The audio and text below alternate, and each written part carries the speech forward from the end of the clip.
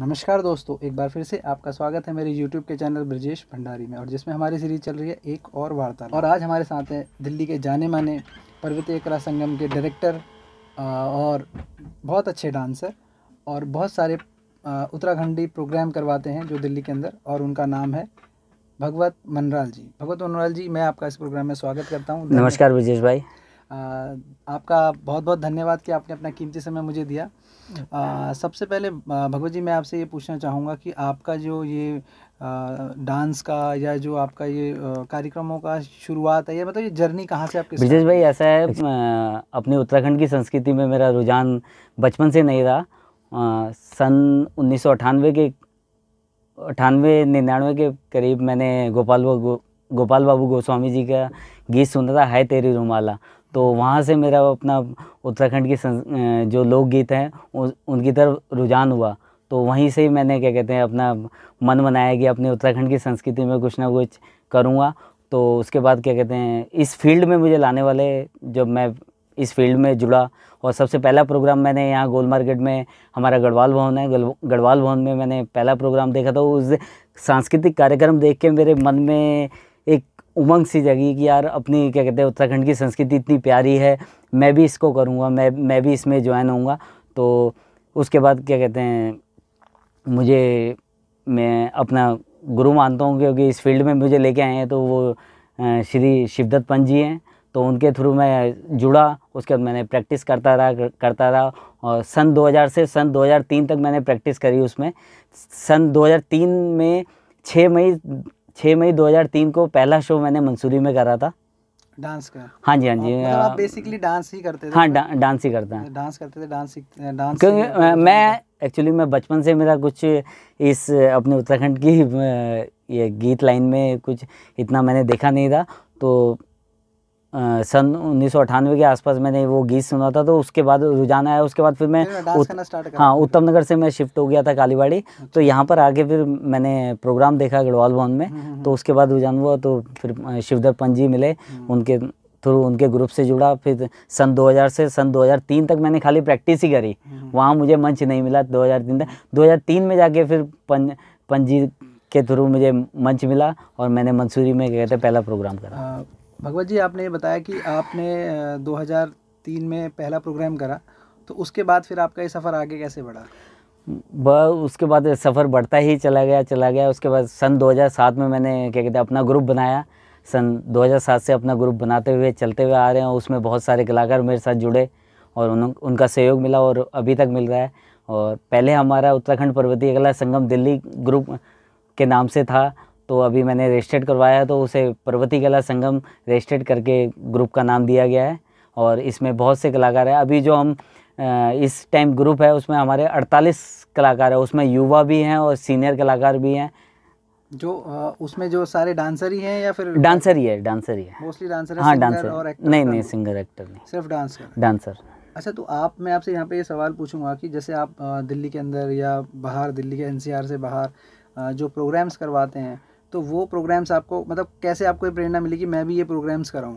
Actually ये तो बहुत दिक्कत होती है। ब्रजेश भाई, मैं आपको बताना चाहूँगा, दिल्ली में ऑर्गेनाइज जो हमारा उत्तराखंड पर्वतीय कला संगम है, उसने एक प्रोग्राम पूरा अपने जो भी हमारे ग्रुप के कलाकार हैं उन्होंने सबने मिलके और बहुत से हमारे बड़े हैं उन्होंने सहयोग करके हमने एक प्रोग्राम करा था।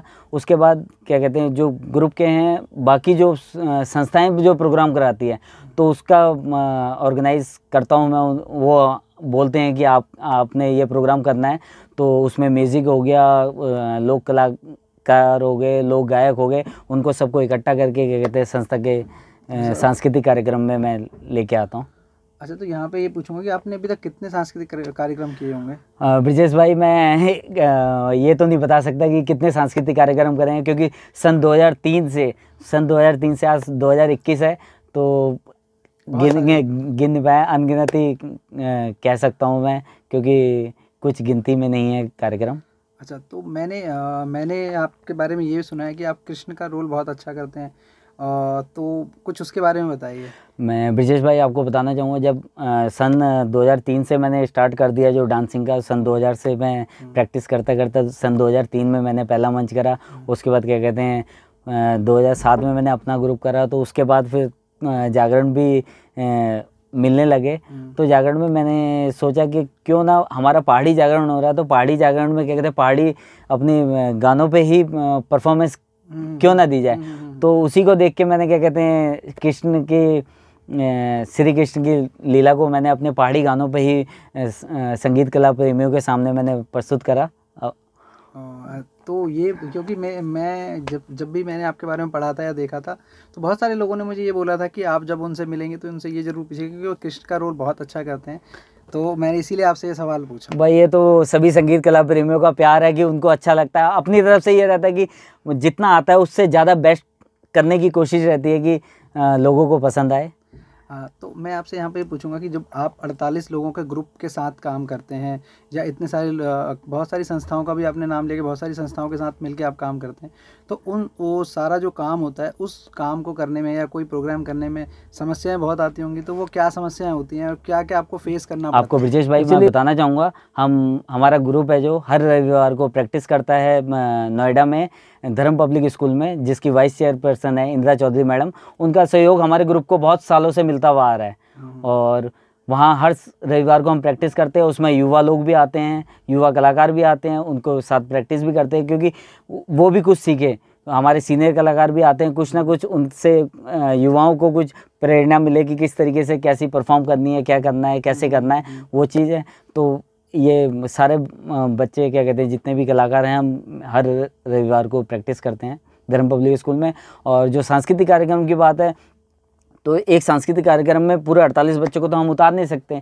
तो संस्थाओं की डिमांड रहती है कि 4 का ग्रुप चाहिए, 5 का ग्रुप चाहिए, 3 का ग्रुप चाहिए और 8 का ग्रुप चाहिए। तो इस तरीके से हम कलाकार जो रिहर्सल में बेस्ट परफॉर्मेंस देता है, तो उसी को हम मंच पे लेके आते हैं। इससे युवाओं को जोश रहता है कि मुझे अच्छा करना है, मुझे अच्छा करना है, अच्छा करने के बाद मुझे मंच मिलेगा। तो इसलिए युवाओं को देखते हुए हम इस तरीके से अपना कदम उठाते हैं। तो ये तो आपके साथ ये तो बहुत अच्छी बात है कि आपने बोला कि हम युवाओं को अपना एक मंच प्रदान करते हैं और एक वो। तो मैं आपसे यहाँ पर ये सवाल पूछूंगा कि जैसे आपके पास कोई भी युवा आता है या कोई भी जैसा आता है, तो आप उसको किस तरीके से चूज़ करते हो, किस तरीके से उसको देखते हो कि आपसे आपके ग्रुप में वो आ सके, आपके साथ जुड़ सके? ब्रजेश भाई मैं आपको बताना चाहूँगा, कोई भी युवा आता है तो उसका पहला क्वेश्चन आपको बताना चाहूँगा, उसका पहला क्वेश्चन ये रहता है, सर एडमिशन फ़ीस क्या है? एडमिशन फ़ीस क्या है? ये चीज़ सुन के मुझे एकदम से अचंभा सा लगता है कि हमारा कोई इंस्टीट्यूट नहीं है, कुछ नहीं है, हम तो अपनी संस्कृति की सेवा कर रहे हैं, तो उसमें फ़ीस का क्या मतलब? क्योंकि कहीं ना कहीं वो बात करते होंगे, वो फ़ीस सुनते होंगे, तो जब भी जाके उनका पहला क्वेश्चन यही रहता है कि सर फ़ीस क्या है? तो उनको बताया जाता है कि ऐसा फ़ीस का कोई प्रावधान नहीं है हमारा। आइए, आप मेहनत कीजिए, अच्छी परफॉर्म रहेगी, आप मंच पे अपनी परफॉर्मेंस दे पाएंगे, अपनी उत्तराखंड की संस्कृति की सेवा कर पाएंगे। आपका ये इतना लंबा करियर है और ऊपर वाले की कृपा से आगे चलता भी रहेगा। तो मैं आपसे ये यहाँ पर ये सवाल ये पूछना चाहूँगा कि इस जो आपका जो ये टाइम पीरियड है, जितना आपने जो किया है, उसमें अगर आपको कुछ ऐसा लगता हो कि मैंने मतलब एक अचीवमेंट होती है ना, हर इंसान की अचीवमेंट होती है, तो वो अगर आप हमारे दर्शकों को बताना चाहें तो? मैं आप सभी संगीत कला प्रेमियों को धन्यवाद देना चाहता हूँ कि उन्होंने इतना प्यार दिया हुआ है। अपनी तरफ से जो भी अपनी संस्कृति की सेवा में जितना भी हो सकता है मुझसे, मैं वो करने की कोशिश करता हूँ, और वो सामने जो भी जनता है वो उसको एक्सेप्ट करती है और अपना प्यार व आशीर्वाद देती है। उसके लिए सभी संगीत कला प्रेमियों का हार्दिक धन्यवाद। तो वही आपकी अचीवमेंट है, जो लोगों का प्यार है, लोगों का अप्रिसिएशन है, वही आप कहते हैं कि आपकी अचीवमेंट है। जी हाँ जी। अच्छा, तो ये तो आप जैसे आप करते हैं, तो हर इंसान के 2 पहलू होते हैं, हर इंसान के 2 पहलू इन द सेंस कि आप जैसे कलाकार हैं और आप इतने सारे लोगों को चांस भी देते हैं, इतने सारे लोगों के साथ काम भी करते हैं, पर आपकी पारिवारिक जिम्मेवारियां भी होती होंगी। तो उन जिम्मेवारियों को और इन सबको साथ में लेके कैसे चल पाते हैं? बस संगीत से लगाव है, जो क्या कहते हैं, संगीत से लगाव है मेरा, तो उसके लिए टाइम निकल जाता है। वैसे पारिवारिक जिम्मेदारियां भी बहुत है, तो उसको भी देख के चलना पड़ता है। वही अब परिवार एक साथ है तो उनका सहयोग मिलता है, तो जब भी जाके मैं ये कर पाता हूँ। स्टार्टिंग में मेरे बड़े भाई हरीश सिंह बंदराल ने मुझे बहुत सहयोग करा, क्योंकि फैमिली हमारे फैमिली में बैकग्राउंड में कोई इस लाइन से नहीं था, तो घर वाले वही कहते थे कि यार क्या कर रहा है तू, कैसे कर रहा है, क्या है, कोई इससे कुछ फ्यूचर थोड़ी है। लेकिन मेरे बड़े भाई हरीश सिंह बंदराल ने बहुत सपोर्ट करा, घर वालों को समझाया, तो कहीं भी मुझे आने जाने में कहीं रोक टोक नहीं हुई। और उन्हीं के बदौलत क्या कहते हैं अभी मैं अपनी उत्तराखंड की संस्कृति में काम कर रहा हूँ। ये तो बहुत अच्छी बात है जो आपने बोला कि ये बहुत अच्छी बात है कि परिवार का सहयोग बहुत ज़रूरी होता है, क्योंकि एक इंसान के लिए हमारे जो हम मध्यम वर्गीय परिवार होता है उसमें आपको आर्थिक सुरक्षा हर माँ बाप के मन में रहती बिल्कुल है। बिल्कुल। क्योंकि अगर हम जैसे जो हम मिडिल क्लास के लोग हैं तो उसमें ये होता है कि भाई बच्चे ने 12वीं कर ली 10वीं कर ली, उसके बाद अगर कॉलेज करता है तो ठीक है, नहीं तो फिर जब कॉलेज के बाद भी उसे ये होता है कि अब आपको कुछ ना कुछ अपने आप को स्ट्रॉन्ग करने के लिए फाइनेंशियल आपको सपोर्ट चाहिए। ये गाना, संगीत, म्यूजिक, तो डांस, ये तो है हाँ, ही है। मैं वही तो बताना हाँ, चाहता हूँ वही जी। क्योंकि मैं 12th क्लास से मैं इतना ज़्यादा बाहर हिला मिला नहीं था, तो क्या कहते हैं बड़े भाई ने ही मुझे क्या कहते हैं रेगुलर कॉलेज भी करवाया मुझे। अच्छा, रेगुलर कॉलेज भी कराया कि ये थोड़ा बाहर समाज में जाएगा, थोड़ा खुलेगा, क्योंकि मैं इतना खुला नहीं था।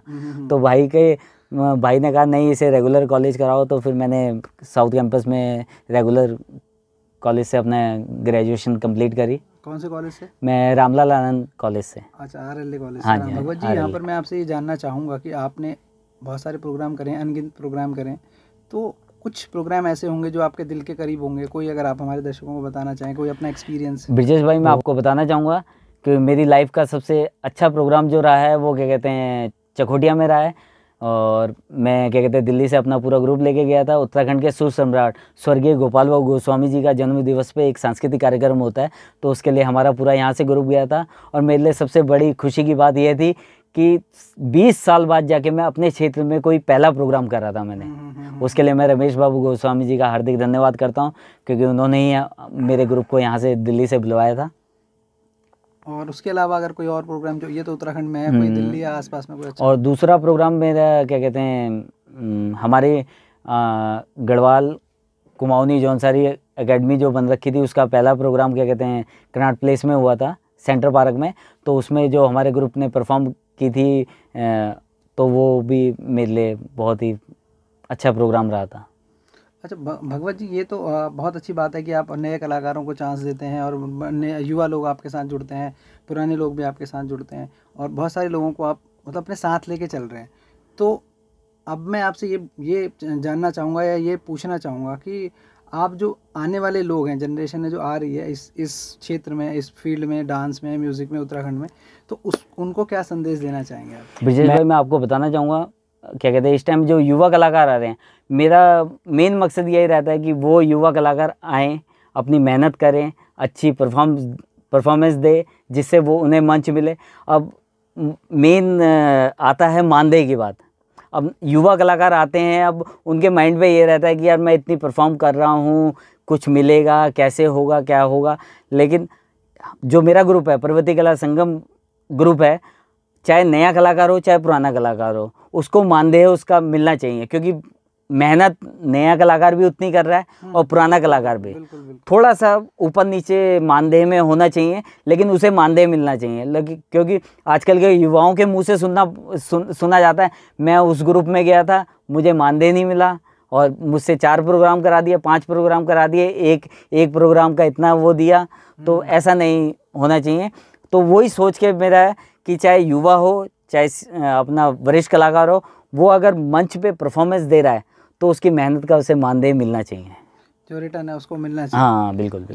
ये बहुत अच्छी बात है, क्योंकि आजकल के युवाओं से आप जैसे मैंने आपको बताया कि कोई भी हमारे ग्रुप से जुड़ना चाहता है तो उसका पहला सवाल ही यही होता है कि फीस कितनी है। हाँ, तो इसीलिए उसको मोटिवेशन भी तभी मिलेगा। मैं आपकी बात से सहमत हूँ, बिल्कुल 100% सहमत हूँ। क्योंकि अगर युवा कलाकार हूँ और मैं अगर 4 जगह जाके परफॉर्मेंस कर रहा हूँ और मुझे मेरी जो मेहनत है वो अगर मुझे रिटर्न नहीं मिलेगी तो मैं डिमोटिवेट हो जाऊँगा। वो तो है, फिर उसके 5वें कलाकार में 5वें प्रोग्राम में नहीं आ पाएंगे, बिल्कुल मैं डिमोटिवेट हो जाऊँगा। तो मोटिवेशन भी आपके लिए ज़रूरी है। तो भगवत जी, मैं आपसे यहाँ पर एक सवाल ये पूछूंगा, मेरे मन में ये सवाल आ रहा है कि मतलब जब आप सांस्कृतिक कार्यक्रम की बात कह रहे हैं या सांस्कृतिक कार्यक्रम आप करवाते हैं, तो उसमें क्या चीज़ है जो आप उत्तराखंड की लोगों के सामने पेश करते हैं और दिखाना चाहते हैं आगे? विशेष भाई, मैं आपको बताना चाहूँगा, एक उत्तराखंडी सांस्कृतिक कार्यक्रम होता है, तो सामने समाज बैठा हुआ है, तो उसको अब उत्तराखंडी सांस्कृतिक कार्यक्रम होता है तो उनके माइंड पे ये रहता है कि यार पहाड़ी प्रोग्राम है, हमें कुछ पहाड़ का कुछ देखने के लिए मिलेगा। तो हमारे ग्रुप का यही मेन मकसद रहता है कि समाज को अपने उत्तराखंड की वेशभूषा से और परिधान। जो परिधान है वो पहनावे से दिखलाया जाए, और क्या क्या चीज़ें यूज़ होती थी हमारी वो चीज़ उनको दिखलाया जाए, जिससे क्या कहते हैं अपने वो उस परफॉर्मेंस को देख के अपने पहाड़ में खो जाएं कि हाँ यार हम अपने पहाड़ में। भाई आपको बताना चाहूँगा तो कहते सांस्कृतिक कार्यक्रम में हर पूरे उत्तराखंड की संस्कृति की झलक दिखलाने की कोशिश रहती है, चाहे वहाँ गढ़वाल का फोक हो या कुमाऊँ का फोक हो या जौनसार से हो, तो वो पूरा ही परफॉर्मेंस हमारे ग्रुप के द्वारा प्रस्तुत किया जाता है कि समाज जहाँ रहता है समाज जिस जगह का है, तो वो अपनी क्या कहते हैं अपने संस्कृति की झलक को हम उसको दिखला सके और वो अपने पहाड़ की हसीन वादियों में खो सके और पुरानी यादों में जा सके। हाँ जी। आपका कहने का मतलब जो है ये है कि जब दिल्ली एनसीआर में जब हम उत्तराखंड से आ जाते हैं तो ना हम गढ़वाली होते हैं, ना कुमाऊनी होते हैं, ना जौनसारी होते हैं, उस टाइम पे हम उत्तराखंडी होते हैं। तो मैं उसी को बताता हूँ कि हमारा उत्तराखंड पर्वतीय कला संगम क्या कहते हैं एक नृत्य नाटिका प्रस्तुत करता है, तो उसका डायरेक्शन तो क्या कहते हैं मेरे जो जिन्होंने मुझे डांस सिखलाया अरविंद नेगी जी हैं, उन्होंने कर रखा है। तो उसी को थोड़ा हम करने की कोशिश करते हैं। स्वर कोकिला मीना राणा जी हैं, उनका है हम उत्तराखंडी सा, तो वो हम हर मंच पे समाज को दिखलाने की कोशिश करते हैं कि ना गढ़वाली, ना कुमाऊनी, ना जौनसारी, हम उत्तराखंडी हैं। आपने बहुत अच्छी बात कही है। मैं आपको ये दिखाना चाहूँगा कि देखो ये सुन के मेरे रोंगटे खड़े हो गए हैं। क्या हमारे क्योंकि ये दिलों के अंदर उत्तराखंड बसता है, हमारे रगों में जो रगों में बिल्कुल उत्तराखंड बसता है। और ये चीज़ बहुत अच्छी बोली आपने, बहुत अच्छी। इस चीज़ को समझना चाहिए, जब हम दिल्ली के अंदर हैं तो हम ना कुमाऊनी ना गढ़वाली, हम उत्तराखंडी हैं। ये बहुत अच्छी बात कही आपने। भगवत जी, आपसे बातें करके बहुत अच्छा लगा और आपने बहुत अच्छी बातें करी और बहुत मतलब दिल को टच करने वाली बातें करी और बहुत सारे अपने एक्सपीरियंस बताए जिनसे बहुत अच्छा लगा। और मैं अपने देखने वाले दर्शकों को भी यही कहना चाहूँगा कि प्लीज़ मेरे चैनल को लाइक कीजिए, शेयर कीजिए और सब्सक्राइब कीजिए, जो कि हम ऐसे अच्छे कलाकारों को आपके सामने पेश कर सकें। और मैं आपका भी धन्यवाद करूँगा भगवत जी, जो कि आपने इतना कीमती समय मुझे दिया। और बस आप सभी संगीत कला प्रेमियों का प्यार है तो जो दौड़े लेके आ गए आपके पास, और आपके चैनल का भी मैं बहुत शुक्रिया हूँ कि एक छोटे से उत्तराखंड के एक छोटे से कलाकार को आपने अपने चैनल पे इंटरव्यू के लिए बुलाया। नहीं वो तो कलाकार को छोटा बड़ा नहीं, कलाकार ही होता है। और आपसे बात करके बहुत अच्छा लगा। तो और मैं अपने देखने वाले दर्शकों को धन्यवाद कहूँगा। धन्यवाद।